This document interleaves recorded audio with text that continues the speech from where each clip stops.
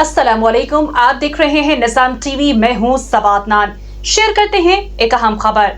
Saudi अरब की मारूफ सियासी और समाजी शख्सियत सरदार तल्लत महमूद की जानिब से पाकिस्तान के मारूफ गुलकार सरदार आसिम पोटोहार के एजाज में एशाइये की तकरीब का इनेकाद किया गया, जिसमें सफारत खाने के अफसर समेत पाकिस्तानी कम्युनिटी की बड़ी तादाद ने शिरकत की। तकरीब के मेहमान एजाजी पापू अल्ताफ, एराजा मजूम और शायर सलीम दुखिया समेत मेज़बान सरदार तल्लत, सरदार सरफराज, राजा सगीर, सरदार अमजद और असकार हुसैन ने कहा, यह हालिया दिफाई मुआहदा दोनों ममालिक के बाहमी एतमाद की एक जिंदा मिसाल है, जो न सिर्फ खित्ते के इस्तेहकाम में किरदार अदा करेगा बल्कि कारोबारी बरादरी के लिए भी नए मौके पैदा करेगा।